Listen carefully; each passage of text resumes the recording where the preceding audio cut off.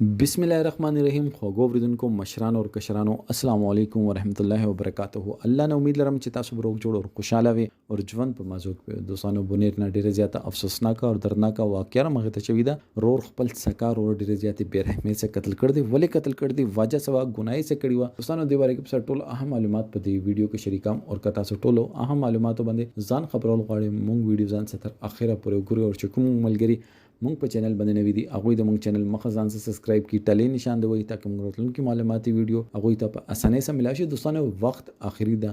خپل وینا پردیش ولا پردی وینا خپل شولا یو ورور دومره بے رحمه شلو دومره بے غیرته شلو چې خپل سکا صرف د خبره واجب باندې قتل کی ولې چې ورور چې کومه جنې سکیدن شي و دغه هغه جنې خوخه شلو او جنې د الګ خوښ شلو. دوی خپل کیسه صلاح وکړه چې هغه ټیمپری مونږ کېږدن یا واده نه کیږي چې سر ټیمپری دا ورور د جم دی وي. دوستانو اول بو خلکو پردیو عزت ته قتل هغه کومه ښه کارو. نن خپل کور عزت کور سړی نه ده محفوظه.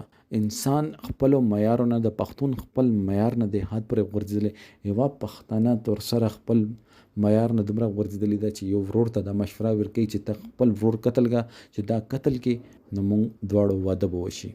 دوی دا سوچ نه کوي چې مونږ چې کوم جرم کوو د سزا به مونږ ته ملويږي. پولیس به مونږ راګرای دینه مکه کچته یو ملزم چې دا هغه یو جرم کړی وي او هغه بچي نو بیا کې دا شي ته هم بچي. خو افسوس سره صرف د معاشري په سوچ باندې رسی ای وی پتنه تور سره په سوچ باندې رسی یو پښتون په سوچ باندې رسی چې تاسو د حد پرې ورځيږي چې خپل ورور شرم ته ګوري.